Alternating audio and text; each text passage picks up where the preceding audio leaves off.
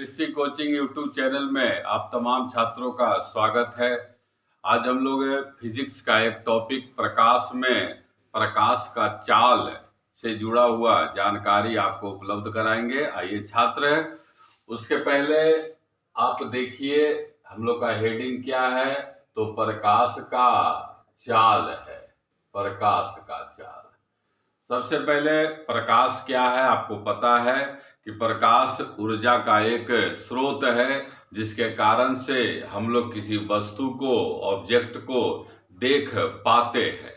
और जिस गति से प्रकाश चलता है उसी गति को प्रकाश का चाल कहा जाता है।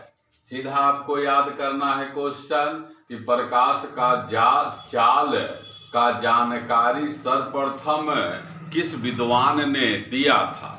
तो प्रकाश का चाल का जानकारी सर्वप्रथम रोमर नामक विद्वान ने दिया है। अगला क्वेश्चन है कि प्रकाश के चाल को प्रभावित करने वाला तत्व कौन है। मतलब प्रकाश का चाल कम या ज्यादा किन किन कारणों से होता है। तो प्रकाश के चाल को प्रभावित करने वाला 3 तत्व का हम लोग चर्चा यहाँ पर करेंगे। सबसे पहले करेंगे माध्यम की प्रकृति, कि अलग अलग माध्यम में अलग अलग प्रकाश का चाल होता है। क्योंकि आपको पता है कि प्रकाश किस प्रकार का तरंग है। तो प्रकाश अनुप्रस्थ तरंग है। और यह भी यहीं पर आपको याद कर लेना है कि पहला विद्वान फ्रीनेल हैं। इन्होंने ही प्रकाश को अनुप्रस्थ तरंग कहा है। और अनुप्रस्थ तरंग किसे कहा जाता है? वह तरंग जो शीर्ष और गर्त के रूप में चलता है। फिर इसके अलावा प्रकाश और क्या है? प्रकाश विद्युत चुंबकीय तरंग है। और विद्युत चुंबकीय तरंग, इलेक्ट्रोमैग्नेटिक वेव किसे कहते हैं? तो वह तरंग जिसके चलने के लिए माध्यम की आवश्यकता नहीं होता है। तो प्रकाश को चलने के लिए माध्यम की आवश्यकता नहीं है, इसीलिए प्रकाश कैसा तरंग है? तो विद्युत चुंबकीय तरंग है। विद्युत चुंबकीय तरंग क्या चीज से बना होता है? फोटॉन से बना होता है। तो इसे जो माध्यम की प्रकृति है प्रभावित करता है। अर्थात अलग अलग माध्यम में प्रकाश का चाल अलग अलग है। तो देखिए यहाँ पर आपको याद करना है 2 कॉलम है। एक तरफ जो है आपका माध्यम है और दूसरा तरफ प्रकृति है। यहाँ देखिए निर्वात में सीधा आता है कि सबसे अधिक ध्वनि का चाल कहाँ होता है? तो सबसे अधिक ध्वनि का चाल निर्वात में होता है। और निर्वात में ध्वनि का चाल 3 गुने 10⁸ मीटर प्रति सेकेंड। हवा में 2.92 गुने 10⁸ मीटर प्रति सेकेंड। जल में 2.25 गुने 10⁸ मीटर प्रति सेकेंड। कांच में 2 गुने 10⁸ मीटर प्रति सेकेंड। तारपीन में 2.04 गुने 10⁸ मीटर प्रति सेकेंड। और हीरा में 1.22 गुने 10⁸ मीटर प्रति सेकेंड। तो माध्यम का प्रकृति बदलता है, माध्यम का गुण बदलता है, विशेषता बदलता है। तो उस माध्यम में ध्वनि का चाल में परिवर्तन होता है। तो हम लोग कर क्या रहे हैं? प्रकाश के चाल को प्रभावित करने वाला तत्व। यहीं पर प्रकाश का चाल का सूत्र भी आपको याद कर लेना है कि प्रकाश का चाल का सूत्र क्या है? तो 3 गुने 10⁸ मीटर प्रति सेकेंड। अर्थात देखिए निर्वात में प्रकाश का चाल है तो प्रकाश का चाल बराबर निर्वात में प्रकाश का चाल बटा माध्यम का अपवर्तनांक, माध्यम का अपवर्तनांक। यह जो है प्रकाश का चाल का सूत्र भी आपको याद रखना है। दूसरा, प्रकाश के चाल को प्रभावित करने वाला तत्व तरंग दैर्घ्य, वेव लेंथ है। तरंग दैर्घ्य, तरंग दैर्घ्य क्या है? यहाँ देखिए, इसको शीर्ष कहते हैं, इस शीर्ष है और यह जो है गर्त है। तो दो लगातार शीर्ष या दो लगातार गर्त के बीच के दूरी को, इस दूरी को ही जो है क्या कहा जाता है? इस दूरी को तरंग दैर्घ्य, वेव लेंथ कहा जाता है। और तरंग दैर्घ्य का संकेत जो है लैम्डा है, और तरंग दैर्घ्य लैम्डा बराबर v बटा n होता है। v क्या है? ध्वनि का वेग है, तरंग का वेग है, और n क्या है? फ्रीक्वेंसी है।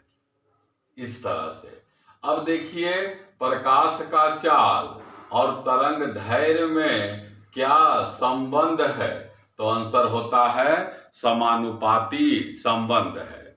मतलब जिस प्रकाश का तरंग दैर्घ्य अधिक होगा, उस प्रकाश का चाल भी अधिक होगा। और सीधे यहाँ याद करना है कि लाल रंग का तरंग दैर्घ्य सर्वाधिक है, लाल रंग का, इसीलिए लाल रंग का प्रकाश का चाल भी सर्वाधिक है। और सबसे कम तरंग दैर्घ्य किस रंग के प्रकाश का है? तो सबसे कम तरंग दैर्घ्य बैंगनी रंग के प्रकाश का है, इसीलिए बैंगनी रंग का चाल जो है सबसे कम है। लाल रंग का चाल अधिक होने के कारण ही खतरे के निशान के लिए लाल रंग का प्रयोग किया जाता है। क्वेश्चन आता है कि खतरे के निशान के लिए लाल रंग का प्रयोग क्यों किया जाता है? तो उसका जवाब क्या है? क्योंकि लाल रंग का तरंग दैर्घ्य सर्वाधिक है, इसलिए लाल रंग का वेग भी सर्वाधिक है और सबसे पहले लाल रंग पहुंच जाता है। तीसरा, प्रभावित करने वाला तत्व क्या है? अपवर्तनांक है, अपवर्तनांक। यहाँ आपको जो सूत्र लिखवाया गया था, प्रकाश का चाल बराबर निर्वात में प्रकाश का चाल बटा माध्यम का अपवर्तनांक, तो इस सूत्र से इन दोनों में, इसमें और इसमें क्या संबंध है? व्युत्क्रमानुपाती संबंध है। अब आइए, अपवर्तनांक का संकेत क्या है? म्यू है। अपवर्तनांक का सूत्र क्या हो जाएगा? निर्वात में प्रकाश का चाल बटा उस माध्यम में प्रकाश का चाल। आगे याद करना है, जैसे तरंग दैर्घ्य और प्रकाश के चाल में समानुपाती संबंध है, उसी तरह से अपवर्तनांक और प्रकाश के चाल में किस प्रकार का संबंध है? तो आंसर होता है व्युत्क्रमानुपाती संबंध है। उल्टा, मतलब अपवर्तनांक बढ़ेगा तो प्रकाश का चाल घटेगा, अपवर्तनांक घटेगा प्रकाश का चाल बढ़ेगा। अब उदाहरण देख लीजिए। अब निर्वात का अपवर्तनांक इस सूत्र के अनुसार कैसे आएगा? निर्वात का अपवर्तनांक तो निकाल के देखिए, यहाँ पर सूत्र लिखते हैं 3 गुने 10⁸ और उस माध्यम में प्रकाश का चाल, निर्वात में प्रकाश का चाल, तो कैंसिल होके कितना आएगा? 1। उसी तरह से कांच का अपवर्तनांक अब निकालते हैं। कांच का तो 3 गुने 10⁸ मीटर प्रति सेकेंड। कांच में प्रकाश का चाल यहाँ देखिए, कांच में प्रकाश का चाल क्या है? 2 गुने 10⁸ मीटर प्रति सेकेंड। यहाँ लिख दिए। अब इसको कैंसिल करेंगे तो आ जाएगा 1.5। हम लोग व्युत्क्रमानुपाती संबंध बोले हैं। अब देखिए, जब अपवर्तनांक 1 है तब प्रकाश का चाल 3 गुने 10⁸ मीटर प्रति सेकेंड है। जब 1 है तब निर्वात में प्रकाश का चाल, यहाँ आपको मिलाते रहना है। कांच का अपवर्तनांक जब 1.5 है तो कांच में प्रकाश का चाल क्या हो गया, 2 गुने 10⁸ मीटर प्रति सेकेंड। देख रहे हैं, अपवर्तनांक 1 से 1.5 हो गया तो प्रकाश का चाल घट के 3 से 2 हो गया। तो इस तरह से आप देख रहे हैं कि प्रकाश के चाल को प्रभावित कौन कौन तत्व करता है। सरल भाषा में सफलता के लिए सबसे जरूरी होता है हौसला। आप जब तक हौसला नहीं रखेंगे तब तक जो है आप सफल नहीं हो पाएंगे। आप स्वयं जानते हैं, ये सब बात सरल भाषा में है, और आपको पता है कि मंजिल जो है उन्हीं को मिलता है जिनके सपनों में जान होता है। मंजिल उन्हीं को मिलता है जिनके सपनों में जान होता है। पंख से कुछ नहीं होता है, हौसलों से उड़ान होता है। तो आइए छात्र, हम सभी आपसे आग्रह करेंगे, आप अपना हौसला बढ़ाइए और सरल भाषा में सुनते रहिए, समझते रहिए। अच्छा लगे तो जरूर अधिक से अधिक शेयर करिए, कमेंट करिए, सब्सक्राइब करिए। धन्यवाद।